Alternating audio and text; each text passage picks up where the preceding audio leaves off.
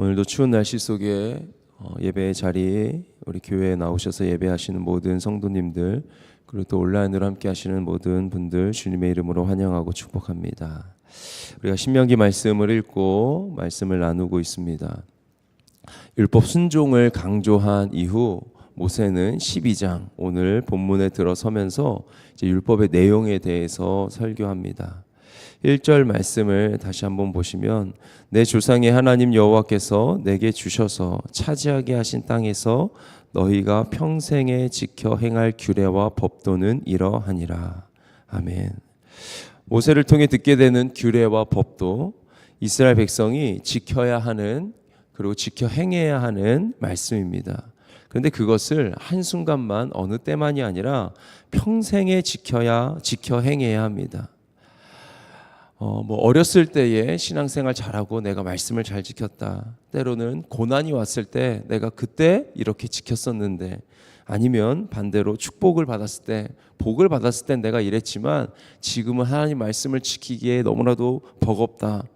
이렇게 지키는 것이 아니라 평생입니다. 하나님께서 차지하게 하신 땅에서 살아가는 기준, 평생 지켜서 살아가야 하는 그 기준이 바로 하나님의 말씀입니다. 애굽에서의 삶을 버리고 여호와의 말씀에 따라서 여호와의 백성으로 살아가겠다라고 선언하고 지켜 행해야 합니다. 그렇게 모세는 26장까지 그들이 지켜야 할 법들을 계속해서 제시합니다.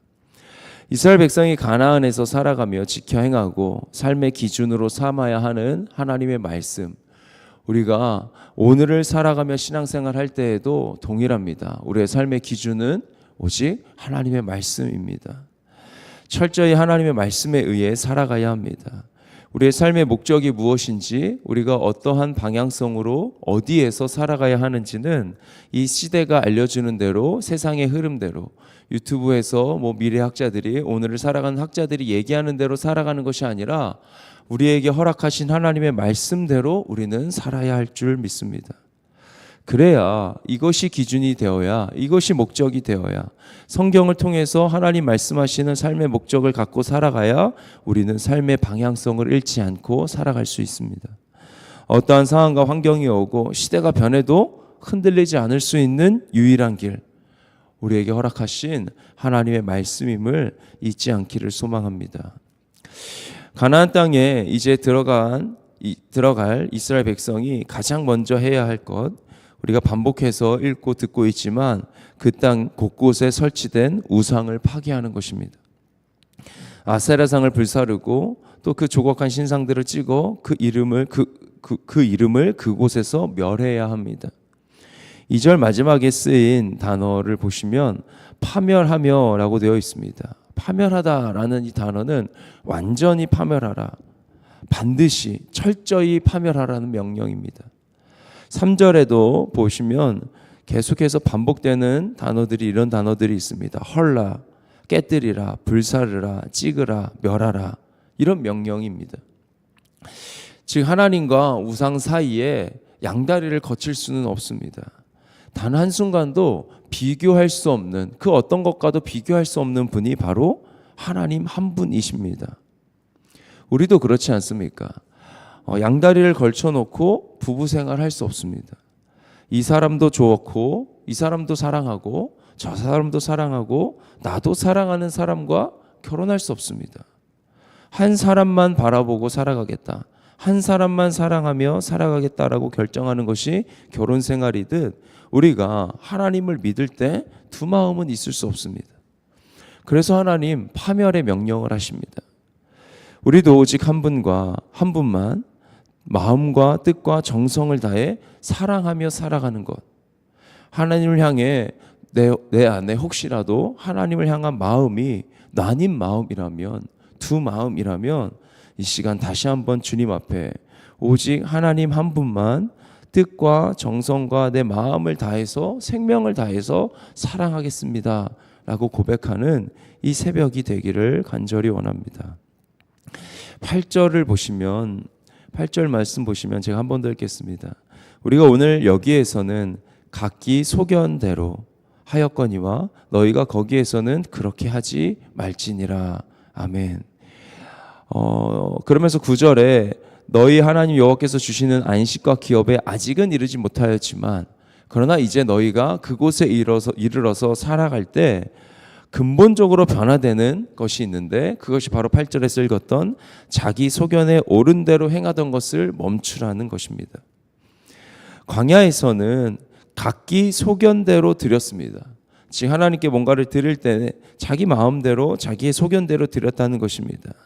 그러나 가나안 땅에 가서는 여호와의 제단이라 불리는 그곳에서만 봉헌물을 바쳐야 합니다.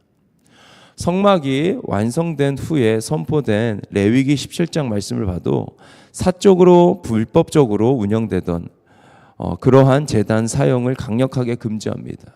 즉 광야에서 성막 생활을 할 때와는 다르게 살아야 하는 것이죠. 하나님께서 정하신 곳에서 정하신 방법으로 순종의 제사, 순종의 예배를 드려야 하는 것입니다. 하나님께 합당한 제사는 하나님이 정하십니다. 아무 곳에서나 개인적으로 생각하기에 합당한 곳에서 예배하다가는 가나안 땅에 있었던 그 거짓 신들과 그들의 우상을 따라갈 위험이 커지기 때문입니다. 따라서 모세는 지금까지 오랜 시간 관행으로 이어져서 내려온 것을 금지하고 지정된 곳에서만 제물을 드려야 한다고 가르칩니다. 그 장소가 사람이 보기에는 덜 화려하고 덜 웅장하고 초라해 보일지라도 주님의 이름을 두신 곳에서만 예배해야 합니다. 그래서 우리도 건물이 중요합니다. 건물이 있어야 우리가 모일 수 있고 모여서 또 주님을 예배할 수 있습니다. 하지만 중요한 것은 건물보다 훨씬 더 중요한 것은 주님의 임재입니다. 주님께서 임재하심이 성령의 임재가 훨씬 더 중요합니다. 우리가 수없이 많은 예배를 드리지만 감동이 없다면, 성령의 감동이 없다면 그냥 습관에 따라서 순서에 따라서 그냥 예배의 자리에 앉아 있다면 그러면 그것은 정말로 하나님 앞에 예배하는데 우리의 마음을 쏟지 못하는 것이 됩니다. 모든 순간 촘촘히 하나님께서 일하시도록 정말로 예배의 순간순간 정말로 주님이 일하시도록 우리는 기대하며 기도하는 마음으로 주님을 예배해야겠습니다. 하나님께서 자신의 이름을 두시려고 정하신 곳에서 제사해야 했던 이스라엘 백성들처럼 우리는 주님의 임재가 가득한 곳에서 예배하길 소망합니다.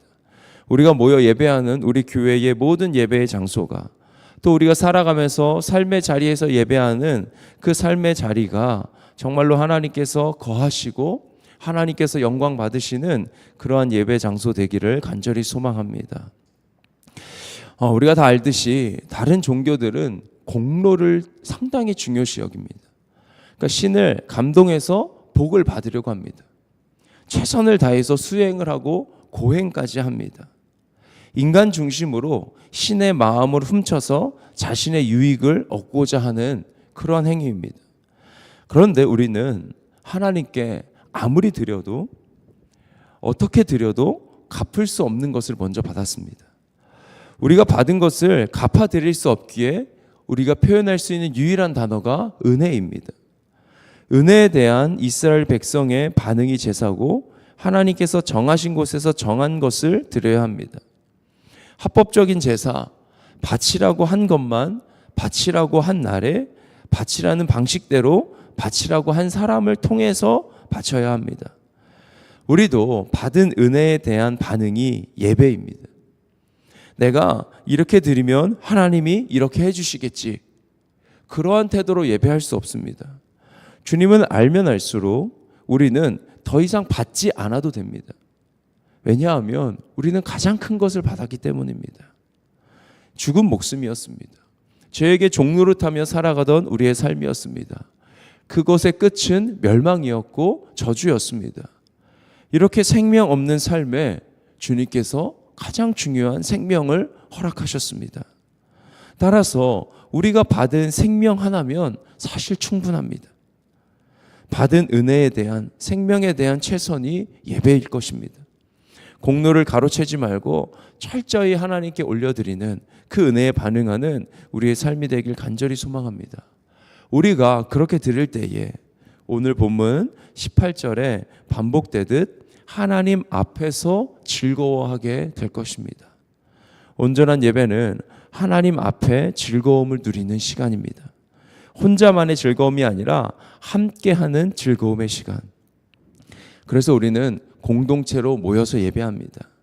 우리 공동체의 모든 예배가 이처럼 하나님께 드려야 할 것을 마땅히 드리는, 하나님이 예배하라고 한 때에 온전히 주님만 바라보며 한 분 하나님께 예배하는, 하나님 앞에서 즐거워하는, 함께 즐거워하는 그런 시간이 되기를 간절히 소망하며, 우리 이 시간 우리의 예배를 위해 하나님 앞에 예배의 자세를 놓고 기도하는 이 새벽 시간 되시길 주님의 이름으로 축복합니다. 기도하겠습니다. 살아계신 하나님 감사합니다. 주님께서 우리를 살리셨음을 다시 한번 고백합니다. 우리에게 허락하신 생명, 그 생명만 기억할 때에 주님께 드릴 것이 너무나도 많음을 다시 한번 고백하며 하나님의 은혜에 감사로 나아갑니다. 주님, 온전히 주님을 예배하는 삶 되게 하여 주시옵소서. 삶의 자리에서 주님을 예배하고 또 하나님 허락하신 시간, 하나님 모이라 한 그때에 우리가 함께 모여서 주님을 온전히 바라보고 예배하는 아연의 모든 성도들 되기를 간절히 소망합니다. 또한 우리의 예배는 우리가 말씀으로 살아가는 삶의 걸음걸음은 평생의 걸음임을 다시 한번 고백합니다. 어느 때에, 과거에, 아니면 복받을 때에만, 아니 힘들 때에만 주님 바라보고 말씀대로 살아가는 것이 아니라 평생에 하나님 말씀 붙잡고 듣고 지켜 행하는 모든 성도들의 삶, 저의 삶이 되게 하여 주시옵소서. 그렇게 행하실 주님을 기대하며 살아계신 예수님의 이름으로 기도드립니다. 아멘. 하늘에 계신 우리 아버지여, 이름이 거룩히 여김을 받으시오며 나라가 임하시오며 뜻이 하늘에서 이루어진 것 같이 땅에서도 이루어지이다. 오늘 우리에게 일용할 양식을 주시옵고 우리가 우리에게 죄 지은 자를 사하여 준 것 같이 우리 죄를 사하여 주시옵고 우리를 시험에 들게 하지 마시옵고 다만 악에서 구하시옵소서. 나라와 권세와 영광이 아버지께 영원히 있사옵나이다. 아멘.